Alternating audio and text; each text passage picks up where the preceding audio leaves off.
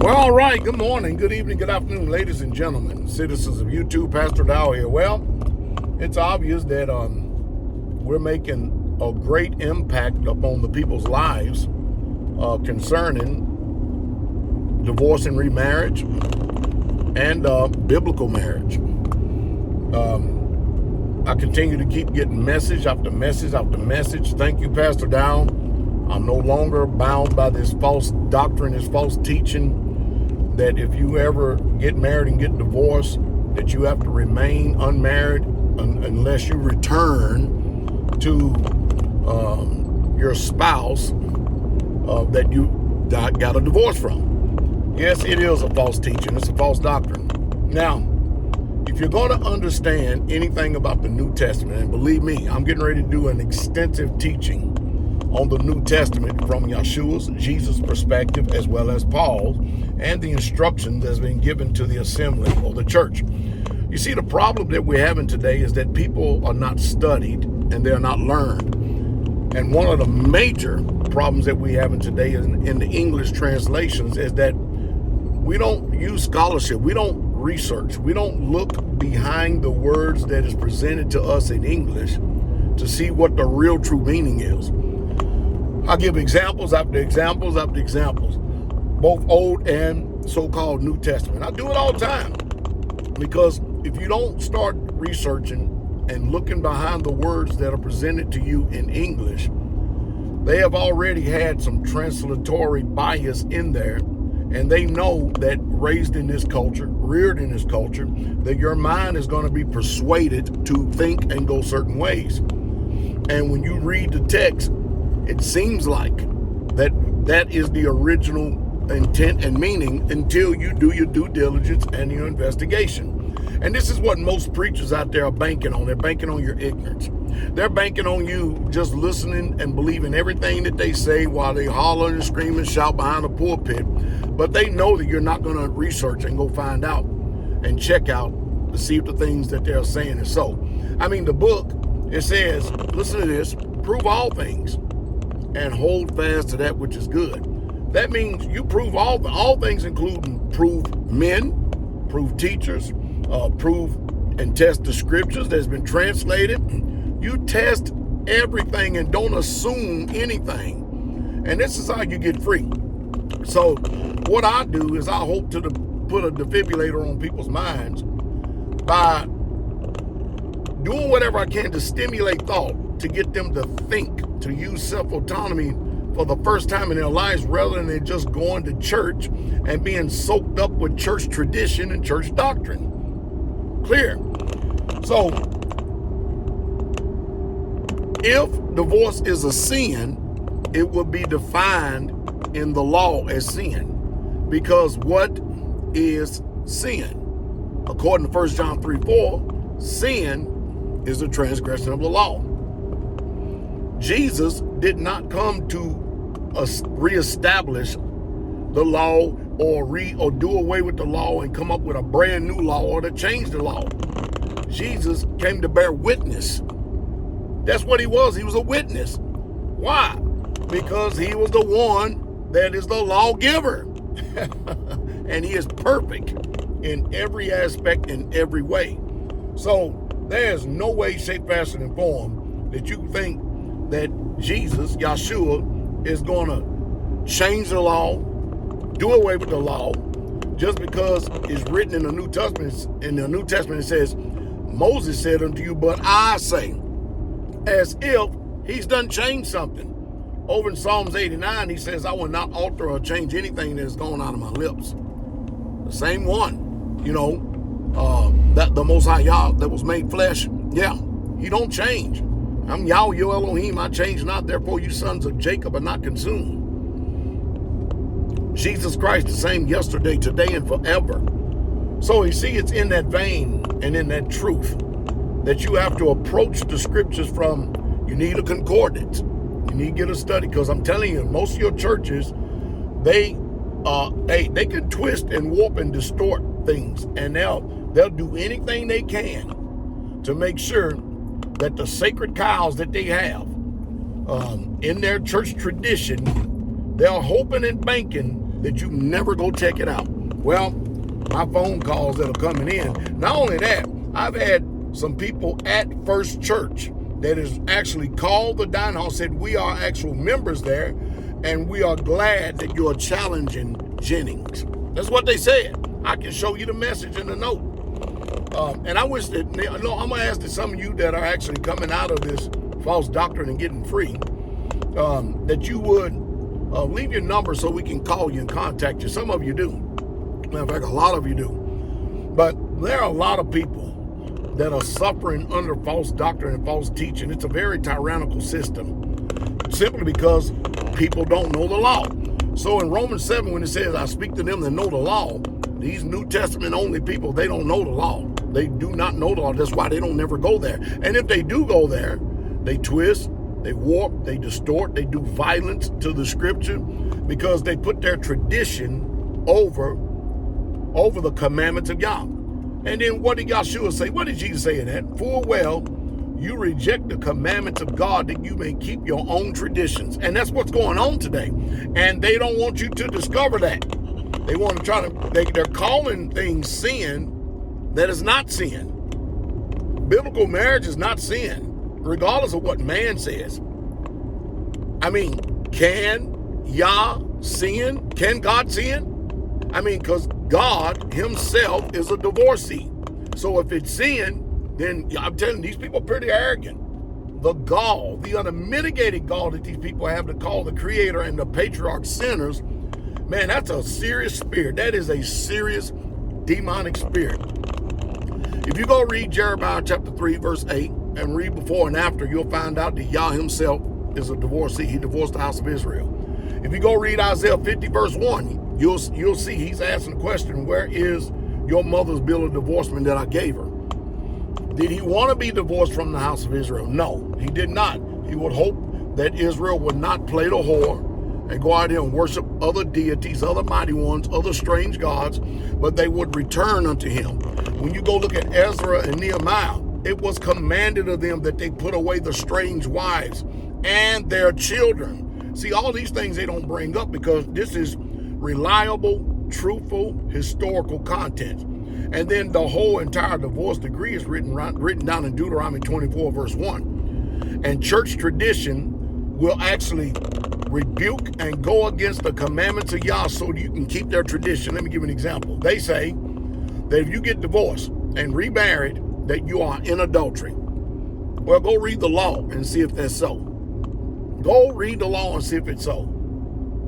Because the law doesn't say that. As a matter of fact, the whole purpose of divorce is to sever that agreement and contract so that a woman is free to go marry another. She's no longer bound. She's unchained. That's what the sole purpose of it is. And what is the purpose of the law? So that those who are in a vantage and an advantage position do not take the authority and usurp authority and do violence to them towards the disadvantage. That's what it's all about. And that's why we have it over and over and over again. I mean, after all, the scriptures. And what is the scriptures? The scriptures, you got to listen to me. It's not Matthew, Mark, Luke, and John, Acts, Romans, and Corinthians. That's not scriptures. Those are the message and letters of Paul. Scripture is the law and the prophets. The law is from Exodus, Leviticus, Numbers, and Deuteronomy. Exodus, Leviticus, Numbers, and Deuteronomy. And Genesis. Think about that. That's the law. That is the law. And every single time that you see Jesus making reference to anything that has to do with marriage and divorce, the first thing he does is go back and quote the law. But then by the time you get finished with the penmanship of the scribe that Jeremiah warned us about, you watch these Europeans out here in their culture, monogamous, they turn around and they have done what the scriptures told them not to do, which is don't you take away and don't you add to. And they have done it. I'm talking about they've done it and without any fear whatsoever at all. They have, man, I'm telling y'all, when y'all get into this, it's something. So I'm going to go over this even more so and continue to keep having a reliable source that people can actually go to and get free of a lot of this. And hopefully that some of you ministers and pastors and teachers can actually free the people in your congregation from this low-based, false, pseudo-lying doctrine and teaching that has bound many people for many, many, many years. You shall know the truth, and the truth shall make you free, set you free. As a matter of fact, Paul even says in 1 Corinthians 7 that if the unbelieving depart, let them depart. A brother or sister is not under bondage in such cases. I mean, I can go on and on and on and on. So you go and check out the words that is alleged that Jesus said. And you're not going to find in the King James Version of the scriptures, you're not going to find in there, anywhere in there, Malachi 2:16 does not say that God hates divorce. It doesn't say that. Go read it. Everybody they always quote the King James, but they misquote it in order to try to support their false doctrine and their false traditions. So, I hope you had a pen and sheet of paper to write a lot of this stuff down. If you did have a pen and sheet of paper, write a lot of this stuff down, you got to study. Now, I'm up here telling you, and right now, like all the other preachers do, what the word says. I'm actually leading and guiding you, but I expect for you to go behind what I've said in this video and check out these things and see if it's so. But then not only that, do you know that there's reliable resources like in the first century that tells you that divorce and biblical marriage is actually lawful, and it's written down in those documents, those reliable documents? Can you believe that? So those are another things that can be used in a debate format to prove the strength of the culture of the Israelites today. Because make no mistake about it. When you read that Bible, they were written by Hebrew people from an Eastern mindset and not this pagan, satanic Western mindset that has you going to church on Sun God Sunday. Going to church on Sun God Sunday. That's another thing y'all need to do. Get into the Word. Throw away everything you've ever heard and check out and see if it gives us any instructions for keeping Sunday and keeping it holy in the Scripture, in the Bible. Check out and see what they did in the book of Acts. Acts 18, 1 through 4. Acts 17, 1 through 4. Acts 13, verse 40 through to the end of the chapter. Go check out and see what the first century assemblies did, even after the death, burial, and resurrection of Messiah. See what they believe. The prophet said from one new moon and from one Sabbath and another one new moon, man, we all going to be coming together and worshiping the Most High God. Man, I tell you. But then 1 John 2:4 says that, man, if any man says that I know him and keep not his commandments, he is a liar and the truth is not in him.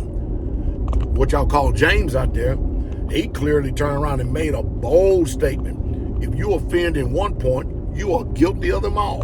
And what is Christendom and all these so-called holy churches and everybody else do? They continually, every single week, put their finger up to the Most High Yah and tell him to hell with you and your Sabbath. We're going to keep Sunday. And they do that in honor of the Roman Catholic Church. Check it out. Go read the Bible for yourself. Read the Bible, forget church tradition. And then they'll tell you that the law is done away with and all this other stuff. Then they'll make up all these sayings and write all these letters and all these different types of documents telling you and trying to prove to you that it's done away with. When Jeremiah said that he was going to write the law on the tables of your heart. Jeremiah 31 through 34. Check it out. But no, he didn't come to do away with the law. He didn't come to do away with the prophets. No, he sure didn't. He came to fulfill. And then, of course, they messed that up too. But you've got to get clear on your own. I understand that standing for truth, it may cost you your family. It may cost you your wife. It may cost you your husband. But remember this. Whosoever loveth father and mother more than Jesus, you're not worthy of him. And the first shall be last, and the last shall be first. But Jesus did tell you over in Matthew 10, he clearly told you, start at verse 30 and read to the end of it. He says, hey, don't you think I come to send peace on earth? I didn't come to send peace but a sword. I come to set a man at variance. That means division. A father against his son, a mother against a daughter-in-law against a mother-in-law, and a man's own foes shall be they of his own household. Listen, your preacher is telling the same lies that the preacher before him told. That's what these pork chop preachers do. And your mom and dad is believing the same lies that grandmama and granddad and them did. You should have the intelligence to go ahead and research these things and see who is telling the truth. See if it's so. Go search the scriptures. Check it out. See if it's so. Because when it's all said and done, your preacher, your pastor, your mama, your daddy, your grandmama, nobody else is going to stand before the king come judgment day. It's going to be you and the king is going to tell you, did I not tell you to study and show yourself approved? Did I not tell you to search the matter? Did I not tell you to do that? Did I tell you to walk in truth? But no, most people want to just be attached.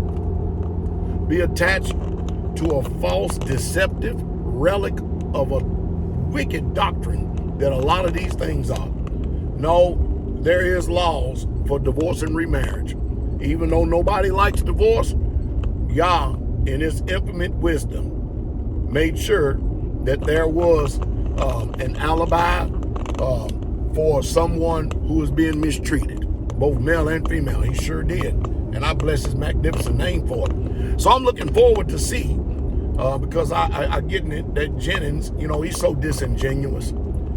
Gino Jennings is so disingenuous. I heard somebody there by the name of Dowell. You know who? Come on, man. Don't be disingenuous. You know who I am. Don't act like you don't know. See, these people, man, the deception is off the chain, man. And I'm not worried about the little fleas that he have cronies out there trying to flood the market, making videos using my image to try to advance their channel. I'm not worried about that at all. People are going to do their due diligence and research. And my phone calls is letting me know that's already happening. And they continue to keep coming in. I'm just glad that they have a source out here, a reliable source, that they can check these scriptures out for themselves. And they can prove it themselves and see it for themselves. So get free. You got a wicked husband or a wicked wife that's divorced you and left you. If you're a man, hey, there's no law to sin. You can't have another anyway. There's no sin. Nobody can show me in the Bible where polygyny is sin. Nobody. They can call it sin all they want. I've been waiting for over 11 years for somebody to show it, and they still can't show it. They just scream and holler.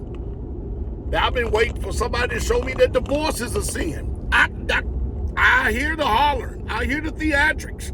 I hear the screaming. I hear the passion. I hear all that mess. It still hadn't been showed.